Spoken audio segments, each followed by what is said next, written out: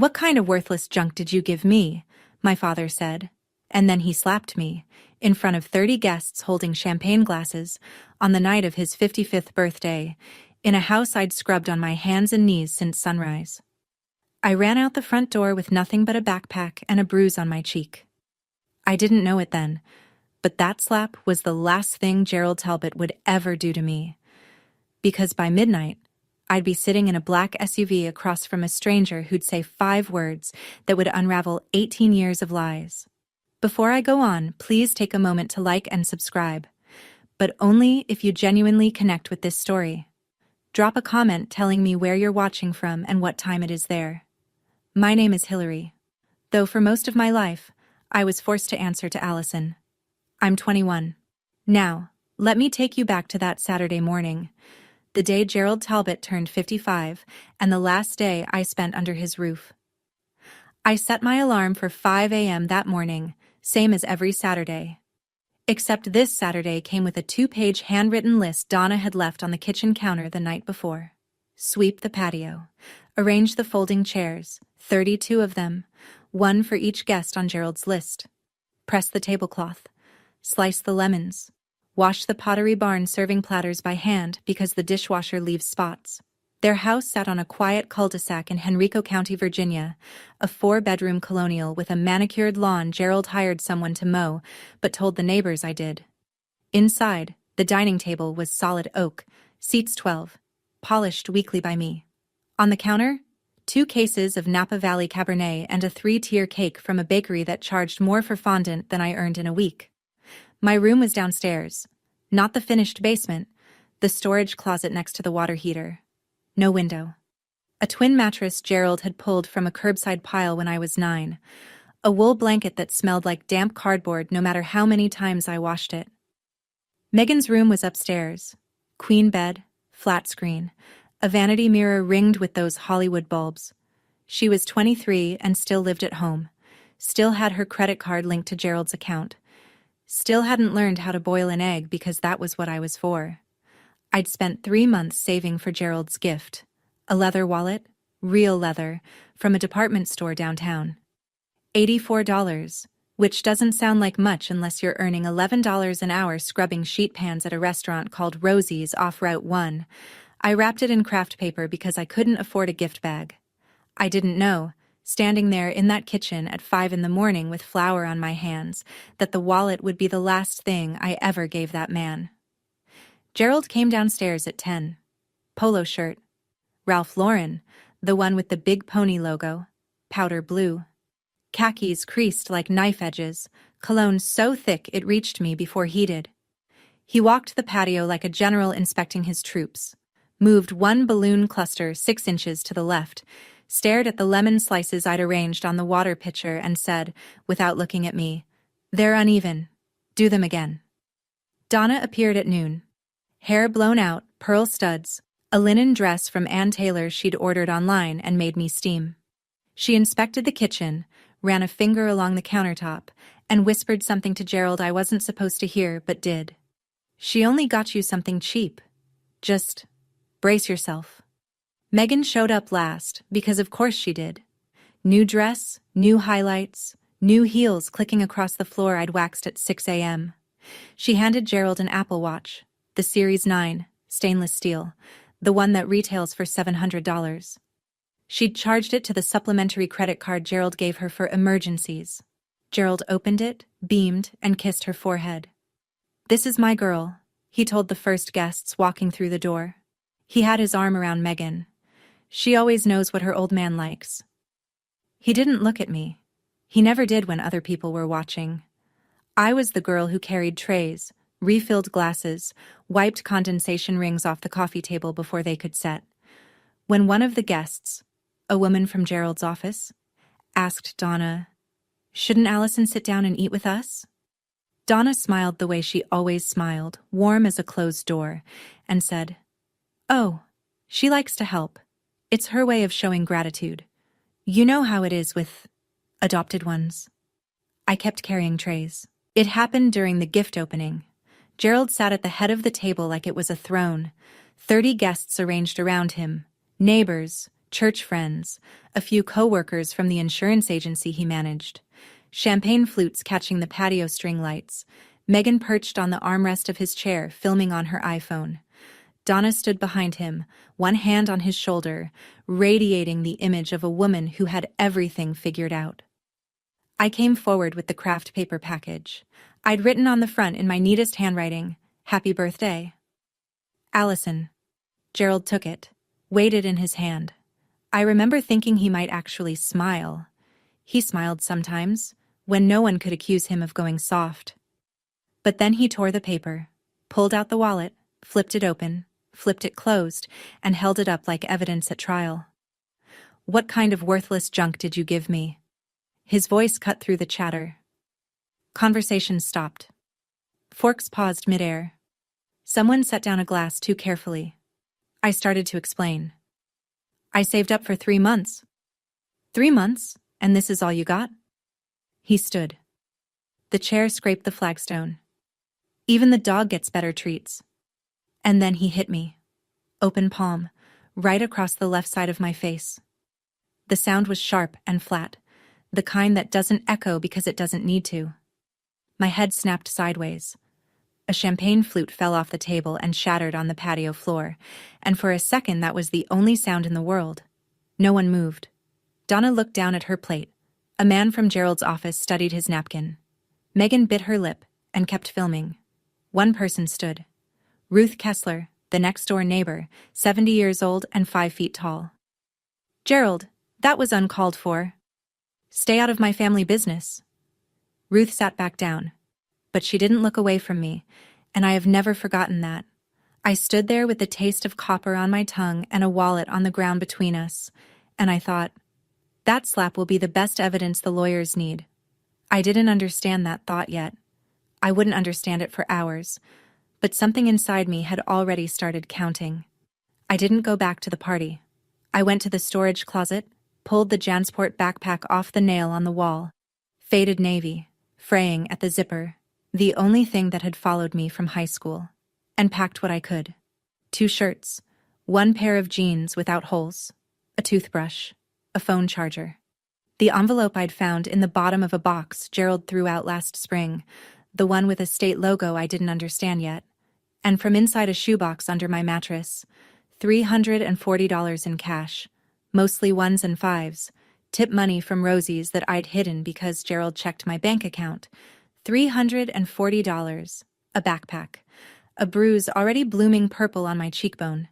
That was everything I owned in this world. I walked through the living room on my way out. The party had resumed.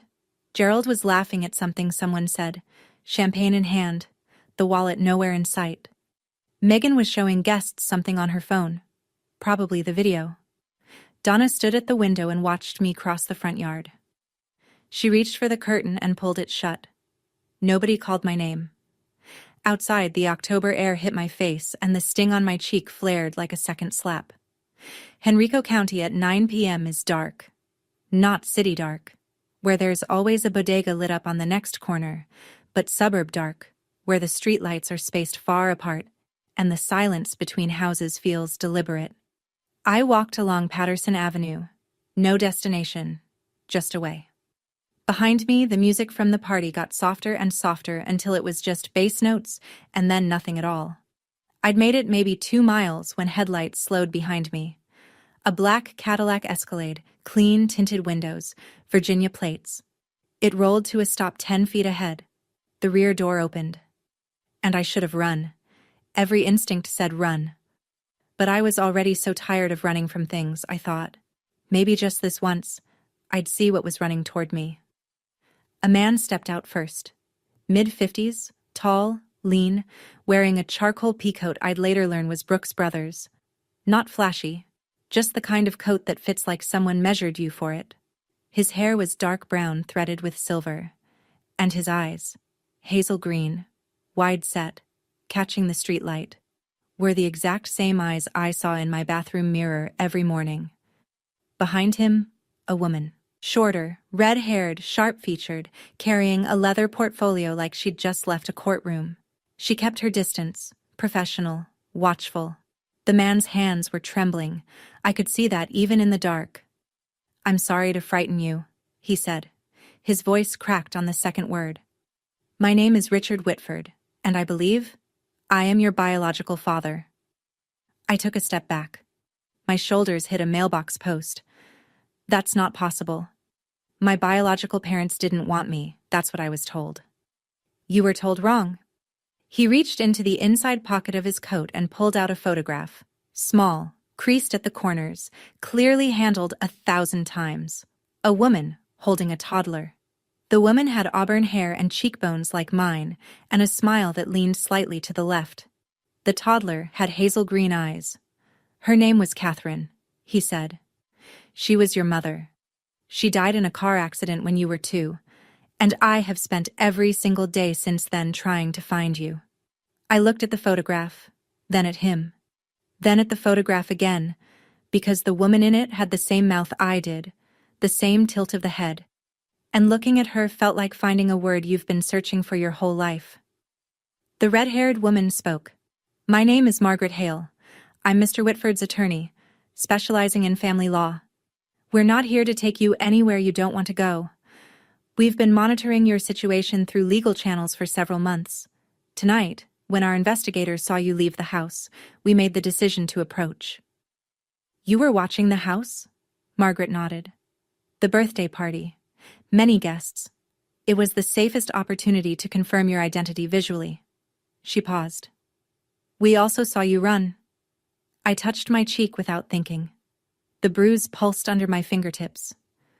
Richard Whitford looked at the mark on my face, and something behind his eyes broke very quietly. We sat in the back of the Escalade. Richard on one side, me on the other, Margaret in the front passenger seat with her portfolio open. The engine was running, the heat on low. It was the warmest I'd been all night.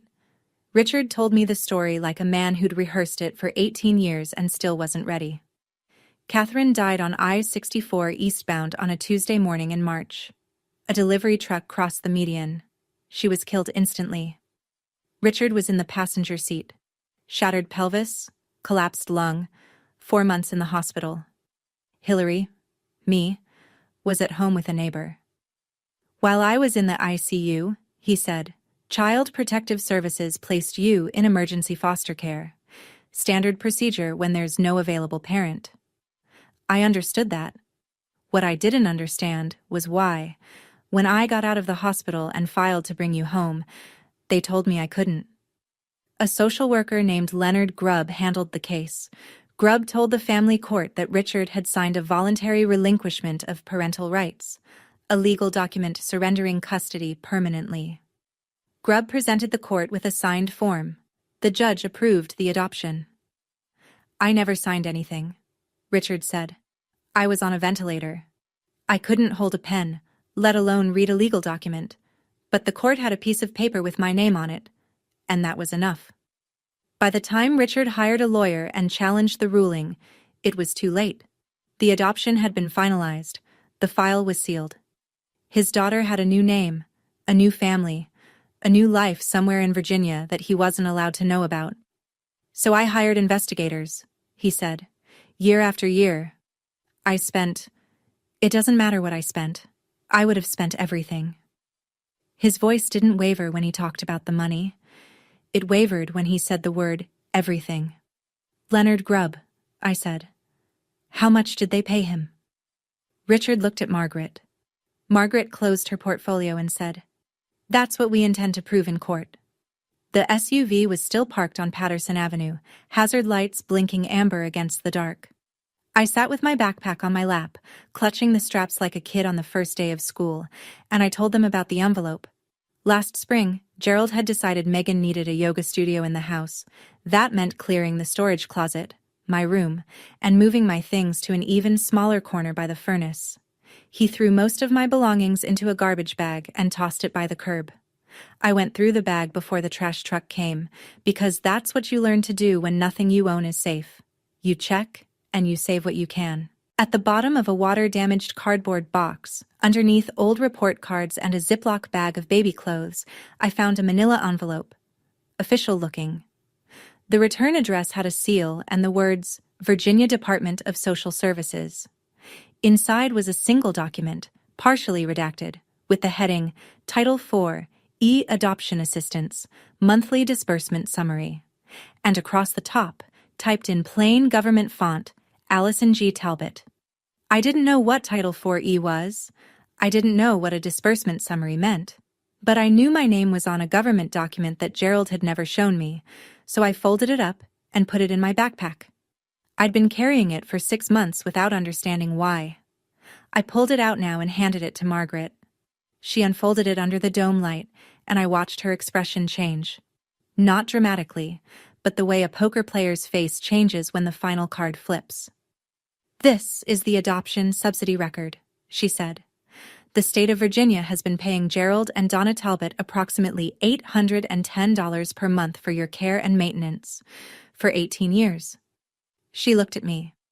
"That's roughly $175,000. How much of it did you ever see?" I thought of the mattress from the curb, the blanket that smelled like cardboard, the closet with no window. "None," I said. Richard turned his face toward the window, and in the reflection of the glass I could see him pressing his jaw shut so hard the muscle jumped. "All those years," I said, half to myself, "he called me a burden. But I wasn't a burden.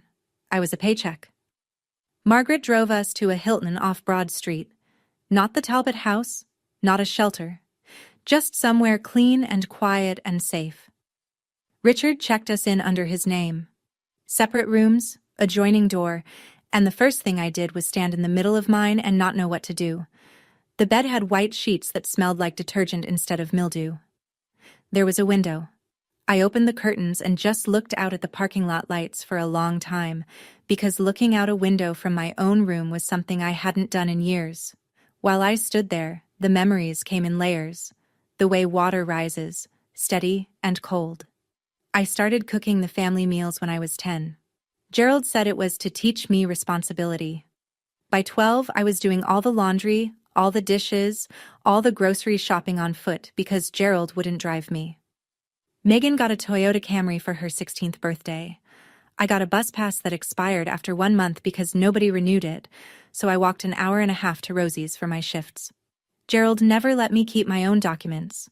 No birth certificate, no social security card, no state ID. When I asked for a driver's license at 17, he said, "What for? You don't have anywhere to go." At the time, I thought he was right. Now I understood he'd designed it that way.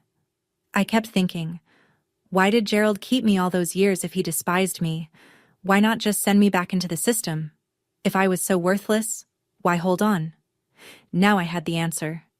$810 a month. That's why. Have you ever met someone who hated you but refused to let you leave? Someone who made you feel like garbage but held on to you like you were gold? If you have, tell me in the comments. Because I think you already know what that math looks like.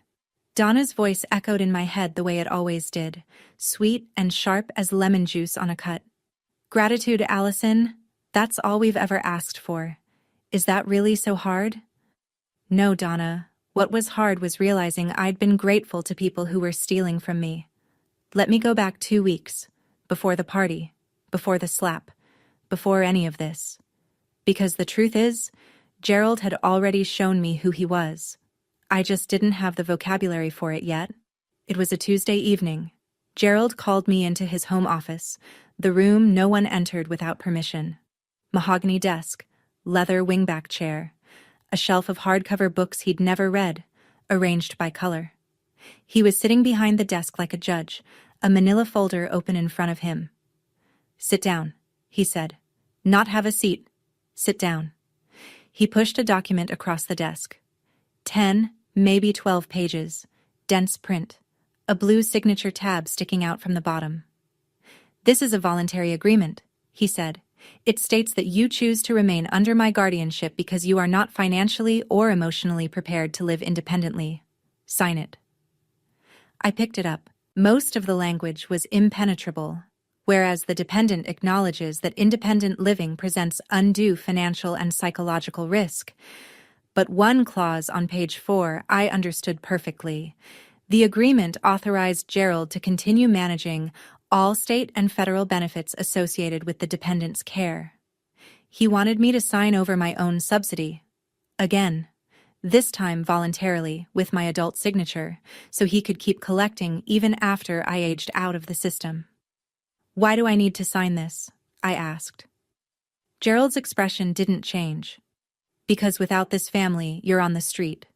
You don't have a degree. You don't have savings. You don't even have an ID. So you're going to sign this, and you're going to sign it before my birthday. Consider it your gift to me. I didn't sign. I asked for more time. Gerald said nothing, just closed the folder and placed it back in the desk drawer. Slowly, the way you put a loaded gun in a safe. That's why he hit me at the party. It wasn't about the wallet. It was never about the wallet. It was because I'd told him no for the first time in 18 years and he couldn't stand it. Back at the Hilton, the morning after. I woke up at 5 a.m. out of habit, heart pounding, already running through the chore list in my head before I remembered. There was no list. There was just a hotel room with white sheets and a window full of gray October sky. A knock on the adjoining door. Richard, already dressed, holding 2 cups of coffee from the lobby. He set one on the desk and sat in the chair across the room. Not close, not far, just present. Like he was afraid that if he moved too fast, I'd disappear again. Margaret arrived at 8 with a garment bag. Inside, a pair of new jeans and a cream-colored cashmere sweater, still tagged. Something clean to wear, she said, practical as always. I took them into the bathroom and put them on and looked at myself in the mirror for a long time. It was the first time in my life I was wearing something that no one else had worn first. When I came out, Richard's eyes went red at the edges, but he didn't cry. He just nodded and said, Catherine had that same look, like she was deciding whether to trust the mirror. I sat on the edge of the bed and said what I'd been thinking all night. I need proof. Not the photo, not the story. I need a DNA test. If you're who you say you are, the science will back it up. And if you're not, I need to know that too. Richard didn't flinch. Of course. Margaret's already located an AABB-accredited lab in Richmond. We can go today. No hesitation, no offense, no guilt trip. Just of course. I'd spent 21 years in a house where asking a question was treated as a personal attack. And here was a man who answered like questions were the most natural thing in the world. I've spent my whole life doing what I was told, I said. If I'm going to trust you, it'll be because I chose to. Not because I had nowhere else to go. Richard set down his coffee. That's exactly how it should be. The lab was a low brick building off Carey Street, clean, clinical, fluorescent. A technician in scrubs swabbed the inside of my cheek, then Richard's, labeled the vials, and told us results would take 3 to 5 business days. 5 days. I'd waited 21 years to know who I was. 5 more felt like holding my breath underwater. While we waited, Richard brought things to the hotel.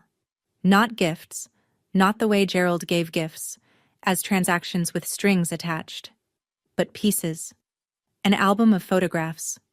Catherine pregnant, laughing on a porch swing, one hand on her belly. Catherine holding a newborn with a pink hat. Richard and Catherine and the baby in front of a brick bungalow in Richmond's fan district with a red door.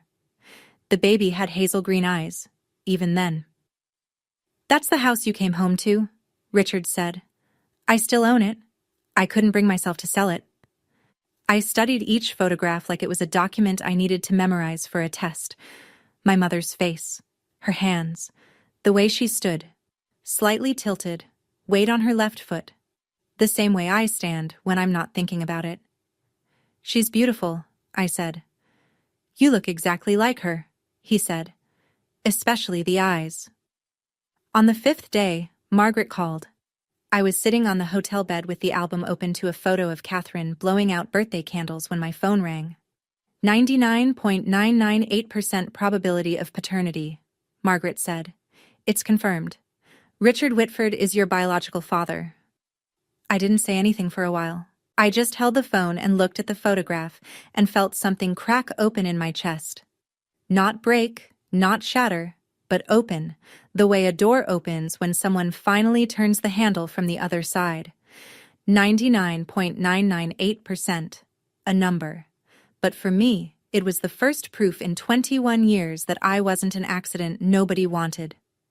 Margaret's voice came back on the line, steady and precise. Now, we have enough.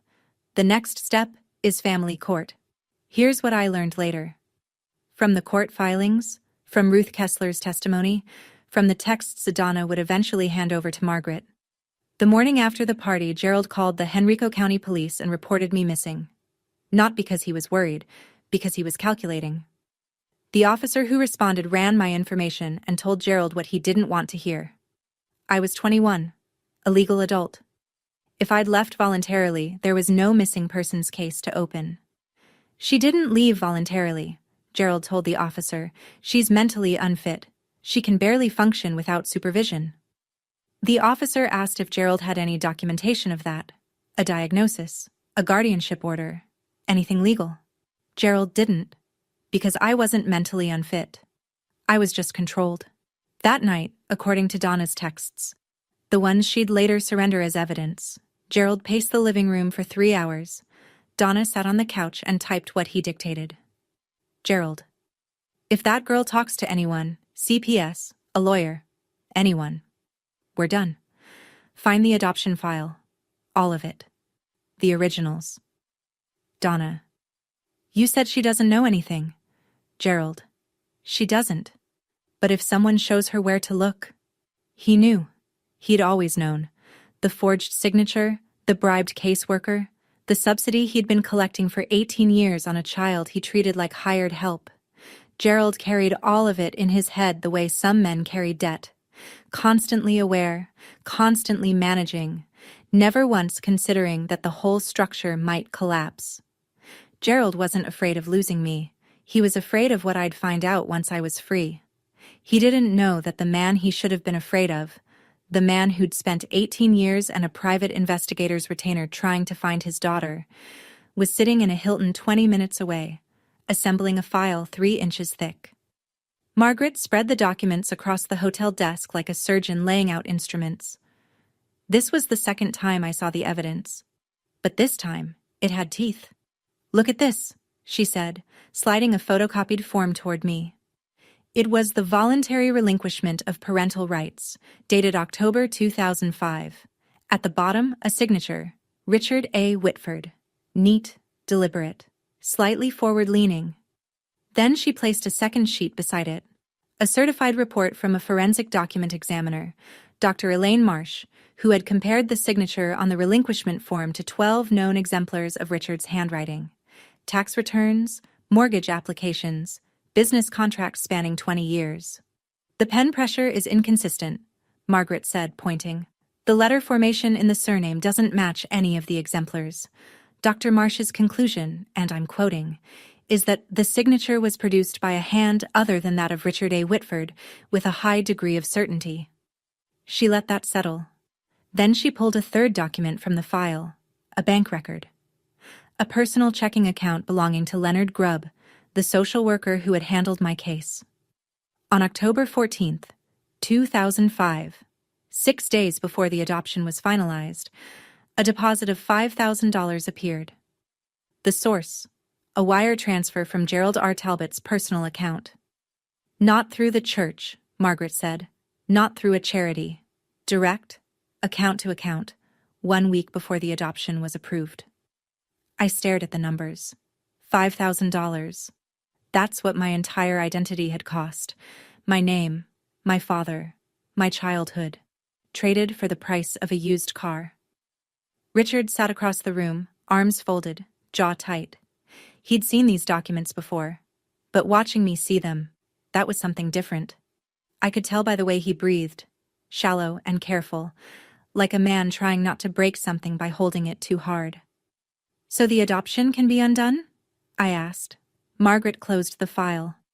Under Virginia law, an adoption procured through fraud, including forged consent, can be declared void. Yes, it can be undone. 2 days before the court date, a letter arrived at the Hilton's front desk. Addressed to me, Allison Talbot. Not Hillary Whitford, because Gerald still refused to believe I had any other name. Inside, a single page on Gerald's insurance agency letterhead, handwritten, and a photograph. Me, at 3 years old, sitting on Gerald's lap in the living room of the house on the cul-de-sac, wearing a pink dress I don't remember owning. He was smiling. I was smiling. It looked like a family.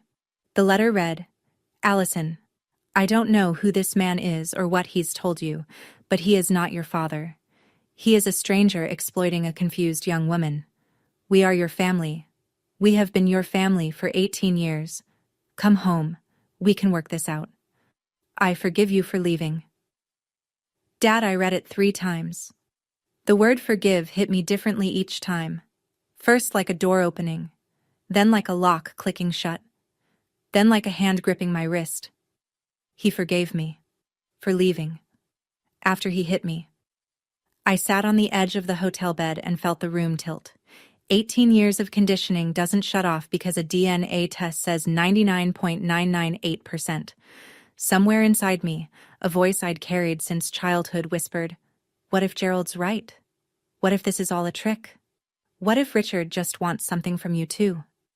I looked at Richard, who was reading in the chair by the window, and said, how do I know you're not the same as him?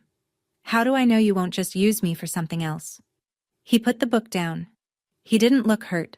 He looked like a man who understood exactly why I was asking. You don't, he said. Not yet. And I'm not going to try to convince you with words, because words are cheap. The DNA doesn't lie. The documents don't lie. And the court will decide what's true. All I'm asking is that you let the evidence speak. He picked up his book again and went back to reading. And that, the not pushing, the giving me room, was the thing that scared me most, because it was so different from everything I knew. That night I couldn't sleep, so I did what I always did when the world stopped making sense. I looked at the evidence. I took the Title IV-E envelope from my backpack and set it on the desk beside Gerald's letter. 2 documents. One from the state of Virginia, confirming that Gerald received $810 a month to take care of me. One from Gerald claiming he was my family. If Gerald loved me, why did I sleep in a storage closet? If Gerald loved me, why didn't I have a birth certificate, a social security card, a single piece of identification with my name on it? If Gerald loved me, why was the guardianship extension he'd tried to make me sign designed to keep the subsidy flowing, not to keep me safe? The answer was in the math. It had always been in the math. Gerald didn't love me. Gerald invoiced me. I called Margaret at 11 p.m. She picked up on the second ring, which told me she'd been expecting this call. I'm going to court, I said. Not because I trust Richard, not fully, not yet, but because I deserve to know the truth. I've earned that. That's all we need, she said. The next afternoon, Derek Simmons came to the hotel. Mid-40s, square-jawed, serious.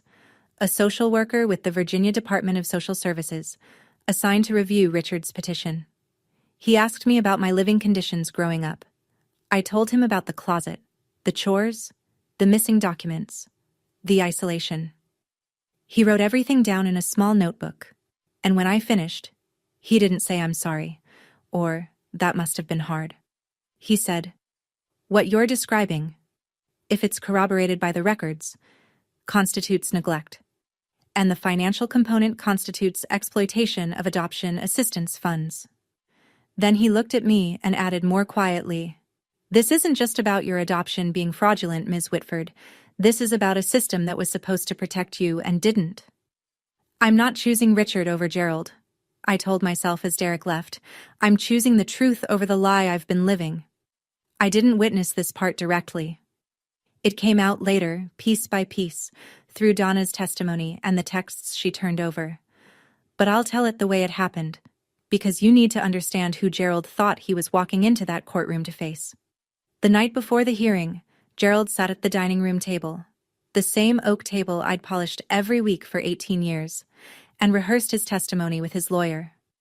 Not Margaret's caliber of lawyer, a general practitioner from a strip mall office who charged by the half hour and had never handled an adoption fraud case in his life. I have all the paperwork, Gerald said, Signed, sealed, stamped by the court.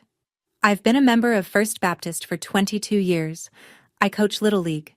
Everyone in this community knows who I am. Donna, sitting across from him, ventured a question. What about the subsidy envelope? What if they ask about the money? Gerald didn't look up. Nobody audits that. We're fine. Megan wandered through on her way to the kitchen and asked, her voice bored, incurious. The voice of someone whose biggest problem was a slow Wi-Fi connection. If Allison doesn't come back, can I turn her room into a walk-in closet? Gerald didn't answer her either. He was already drafting his opening statement in his head, the one where he'd stand before a judge and explain what a generous, God-fearing man he was for taking in a child nobody else wanted. He didn't know that the judge would be looking at a 3-inch file of forged signatures, bribery records, and a forensic examiner's report. He didn't know that the girl he'd raised to be silent had finally found her voice. He didn't know that the man sitting across the aisle would be the father whose name someone had forged 18 years ago. Gerald walked into that courtroom like a man who had never lost. He was about to learn what losing looked like. The morning of the hearing, Margaret turned the hotel conference room into a war room. She'd reserved a table for 6 and covered it with 5 stacks of documents, each flagged with colored tabs. I sat at one end with a cup of coffee going cold in my hands, and she walked me through the case the way a general walks through a battle plan. Calm, precise, leaving nothing to chance. Stack 1, she said, tapping the first pile. DNA results. AABB accredited lab, chain of custody documented, 99.998% probability. Irrefutable.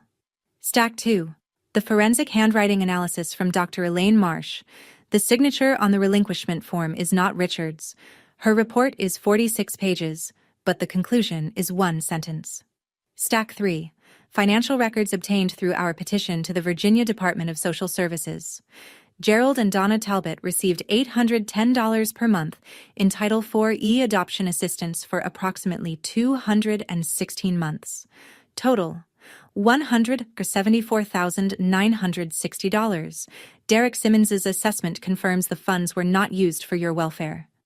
Stack 4. Derek's full report. Child neglect findings. No medical records after age 14. No personal identification documents in your possession. Living conditions inconsistent with the purpose of adoption assistance. Stack 5. She paused. A sworn declaration from Ruth Kessler, your former neighbor. She's agreed to testify that she witnessed ongoing patterns of unequal treatment and that she personally observed Gerald strike you at the birthday party. Ruth, 70 years old, 5 feet tall, the only person in that backyard who'd stood up. I hadn't spoken to her since that night, but she'd spoken to Margaret, and she hadn't hesitated. Do I have to say anything in court? I asked. Margaret looked at me.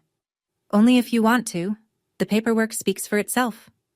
Richard, sitting at the far end of the table, hadn't said a word through the entire briefing. Now he spoke, just once. Whatever happens in there, you already won. You're free. I looked at the 5 stacks on the table.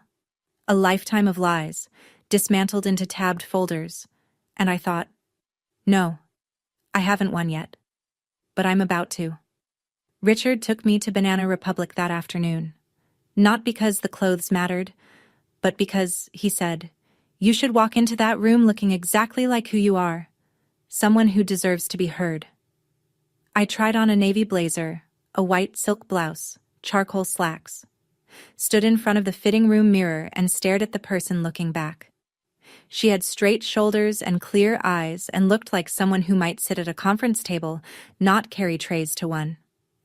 Your mother used to do that, Richard said when I came out. He was leaning against the wall outside the fitting rooms, hands in his coat pockets. Stand in front of the mirror for a long time, then she'd smile at herself. Just a little, like she'd settled something. I hadn't smiled, but I understood what he meant. Something was settling. On the drive back, Richard pointed to a brick bungalow on a tree-lined street in the Fan District. Red front door, white shutters, a porch swing hanging still in the October air. That's the house, he said, the one in the photos. I looked at it through the window. The house I'd been born into, the house I'd been taken from, and I didn't feel the ache I expected. I felt something quieter, a kind of recognition that sits in the body instead of the mind. That night, the night before the hearing, I sat on the hotel bed and wrote in a notebook I'd bought at the CVS across the street. Not a speech, not a plan, just a line, for myself.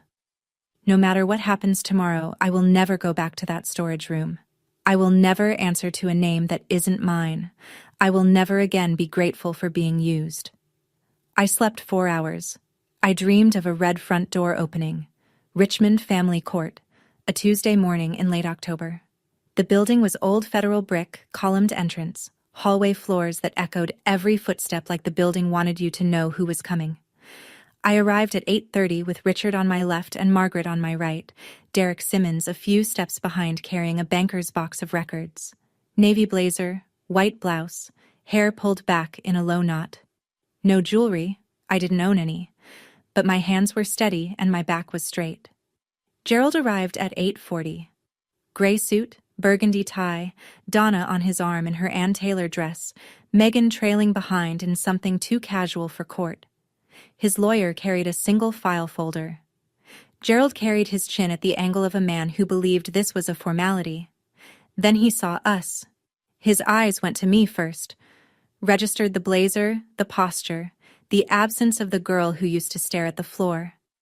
Then they moved to Richard. Then to Margaret. Then to the banker's box Derek was setting on the plaintiff's table. Gerald's face didn't crumble. It recalibrated. I'd seen that look before. The rapid mental arithmetic of a man who controls every variable suddenly realizing there's one he missed. Donna's hand tightened on his arm. Megan pulled out her phone, then thought better of it and put it away.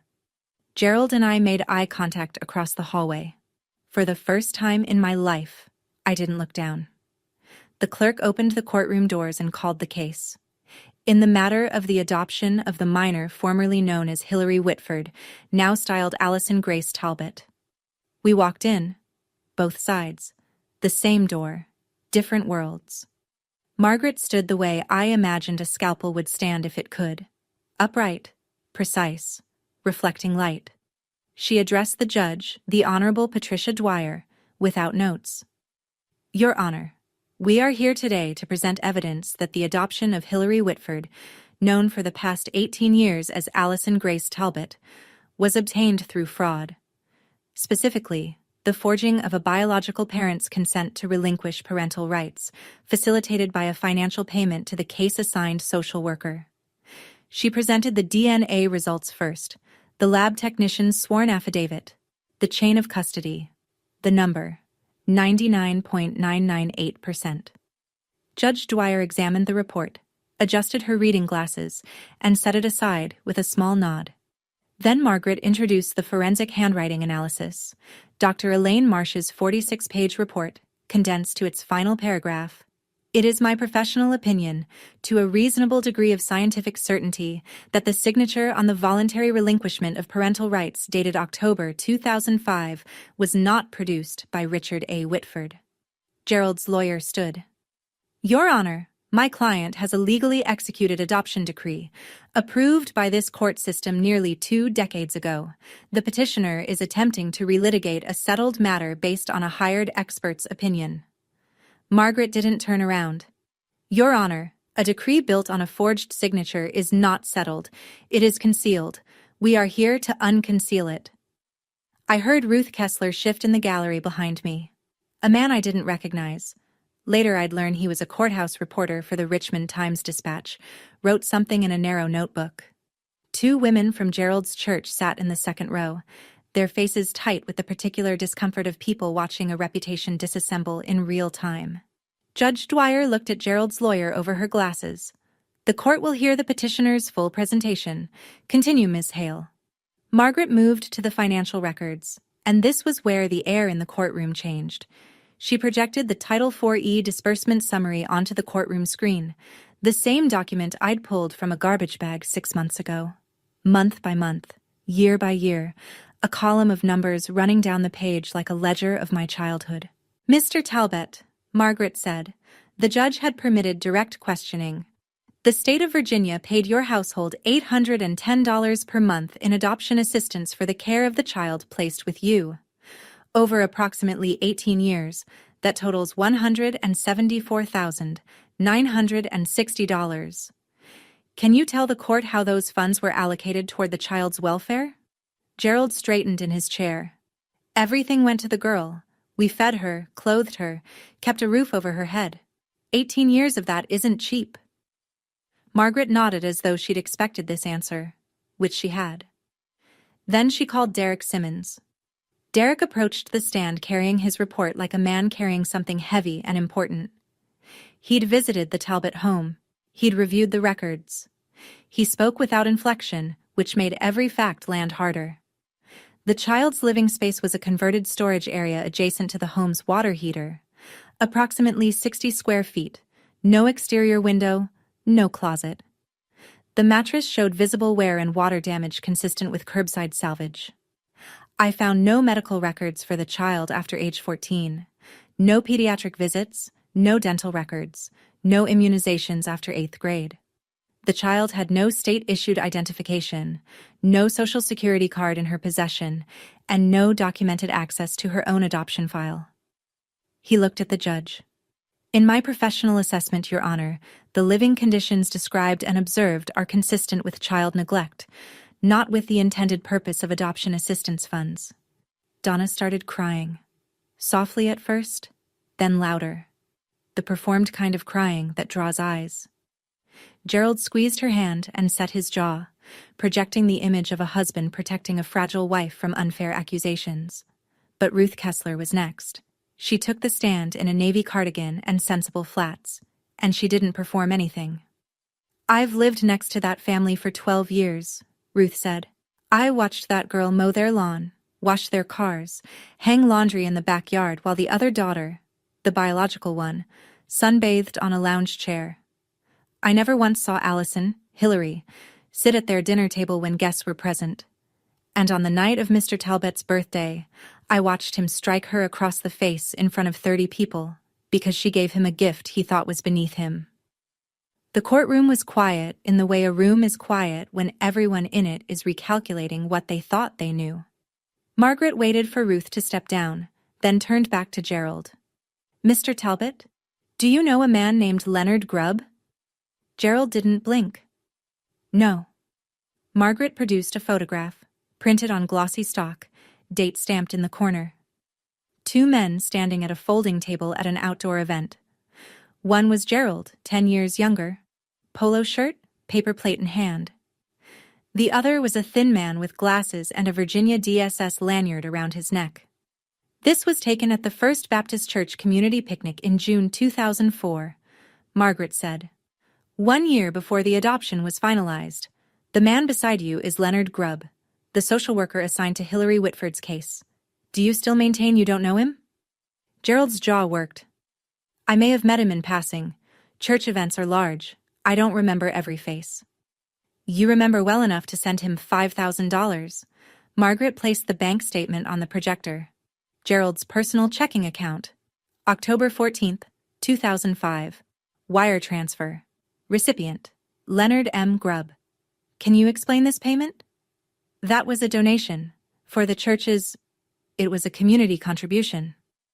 Routed from your personal account directly to Mr. Grubb's personal account?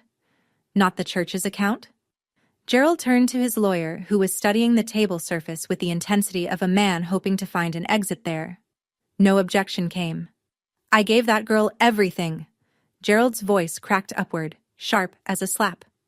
He was standing now, one hand flat on the table.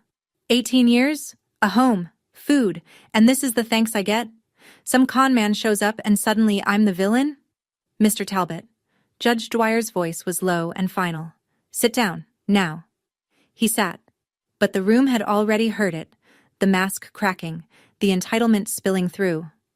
In the gallery, the church women stared at their laps. The courthouse reporter's pen moved faster.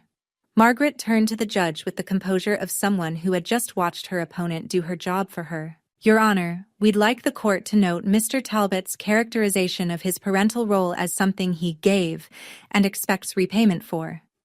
That is not parenting. That is a transaction. Margaret looked at me. I'd told her the night before, I want to speak. Not because the case needed it. The documents were enough. But because I'd been silent for 21 years and some things need to be said by the person who lived them. Your Honor, the petitioner's daughter would like to address the court if permitted. Judge Dwyer nodded.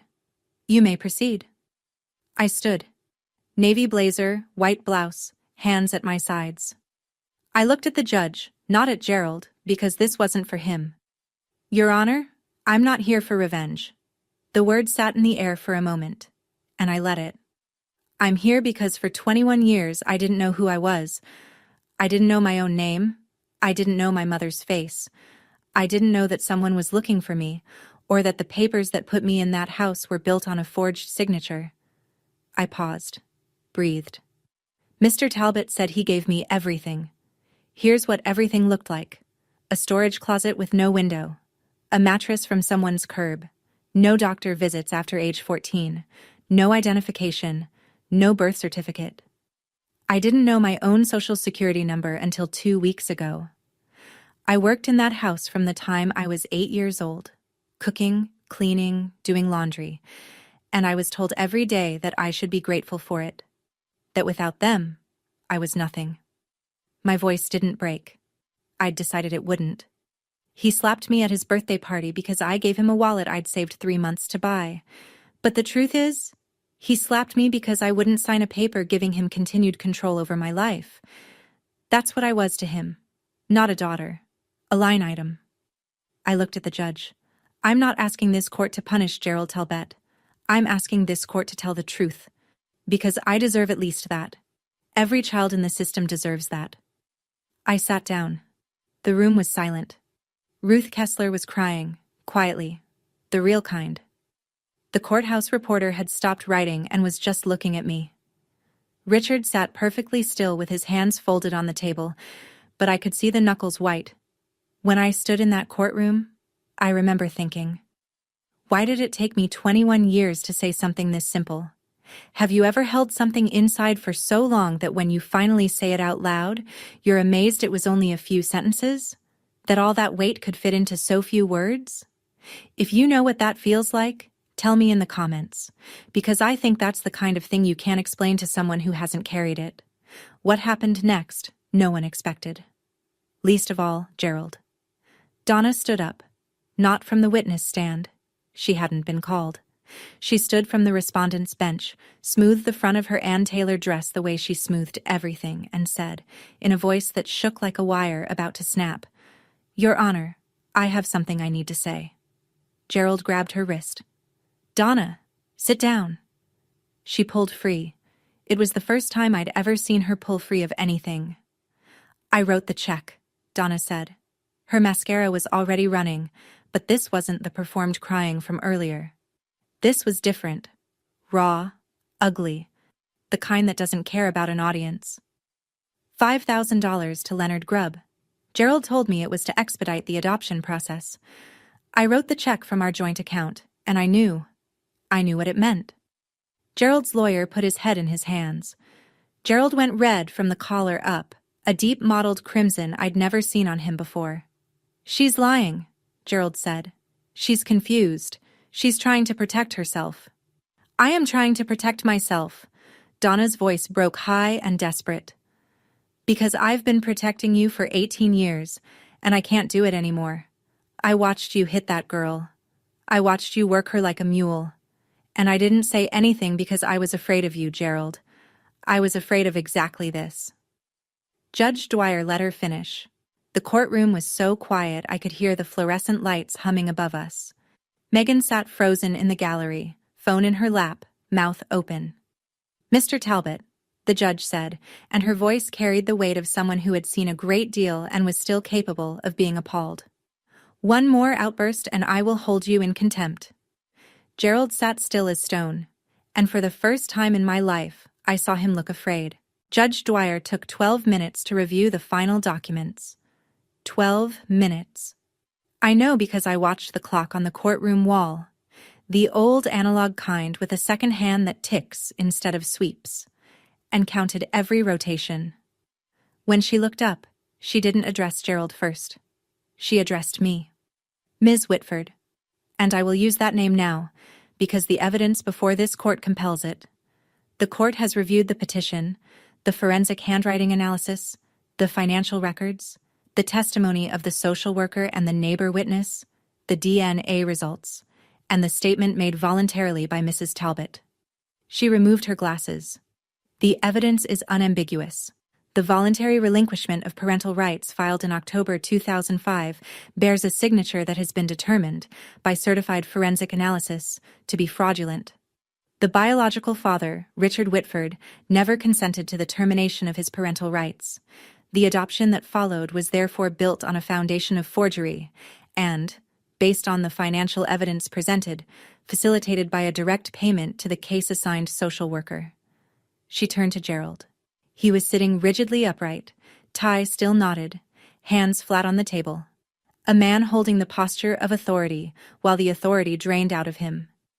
It is the ruling of this court that the adoption of Hilary Whitford, styled as Alison Grace Talbot, is declared void ab initio. The adoption is annulled in its entirety. Gerald didn't move. Furthermore, the court orders Gerald and Donna Talbot to make full restitution of all Title IV adoption assistance funds received, totaling $174,960, to the Commonwealth of Virginia. Donna let out a sound that wasn't quite a word. Finally, this court is referring the matter to the Henrico County District Attorney's Office for investigation of potential criminal charges, including but not limited to forgery in violation of Virginia Code Section 18.2-172, fraud in connection with public assistance, and child neglect under Section 18.2-371.1. The judge set down her papers. The child's legal name is restored to Hilary Whitford, effective immediately. Court is adjourned. The gavel came down, and the sound of it, that single wooden knock, was the loudest thing I'd ever heard in my life. Louder than the slap. Louder than 18 years of silence. It sounded like a lock opening. In the gallery, Ruth Kessler pressed both hands to her mouth. The church women were already standing, gathering their purses, not making eye contact with each other. The courthouse reporter closed his notebook and looked at me with an expression I couldn't quite name. Something between respect and sadness. Gerald sat motionless. His lawyer was already packing up, and for the first time I realized that the man Gerald had hired to defend him couldn't get out of that room fast enough. The hallway outside the courtroom smelled like floor wax and old radiator heat. I was walking toward the exit with Richard on one side and Margaret on the other when I heard the heels. Fast, uneven, the sound of someone not used to hurrying in shoes that weren't built for it. Wait. Megan. Her makeup was ruined. Mascara tracked down both cheeks. Foundation patchy where she'd wiped at it. She looked smaller than I'd ever seen her, which was strange because she'd always taken up so much space. I didn't know, she said. She was breathing hard like she'd been running or trying not to. About the money, the subsidy. I thought Mom and Dad were paying for my school out of Dad's salary. I didn't know it was... She stopped. She couldn't finish the sentence, and I understood why. The sentence ended with your money, and saying it out loud would make it real in a way she wasn't ready for. I looked at her. The girl who'd gotten the Apple Watch, the Toyota Camry, the queen bed, the highlighted hair, the credit card that never declined, the girl who'd laughed when Gerald hit me and filmed it on her phone, the girl who'd asked if she could turn my closet into storage for her shoes. Part of me wanted to scream. Part of me wanted to walk away without a word. But what I felt, standing there in a courthouse hallway with my legal name restored and my actual father beside me, wasn't rage. It was clarity. I hope you figure out who you are without his money, Megan, I said. I really do. But that's your journey, not mine. She nodded once, and I saw something pass across her face. Not guilt exactly, but the beginning of it. The hairline fracture before the break. Margaret touched my arm lightly. Richard was holding the door open. I walked toward them and didn't look back. Not because I was angry, but because for the first time I had somewhere to walk toward instead of just away from. Gerald was standing at the bottom of the courthouse steps. He looked diminished. Not physically. He was still a big man, still broad in the shoulders, but something structural had given way. His tie was loosened. His suit jacket was unbuttoned. Donna sat in their Buick at the curb, forehead against the steering wheel, engine running. I was halfway down the steps when he said it. The name he'd assigned me 21 years ago, the name a judge had just struck from the record. Allison. I stopped, turned. He looked at me the way he always had, like I was something he owned and couldn't quite figure out the value of. But now there was something else underneath it. Something that might have been fear if Gerald Talbot were the kind of man who admitted to being afraid. After everything I did for you, he said, after 18 years under my roof, this is how you repay me.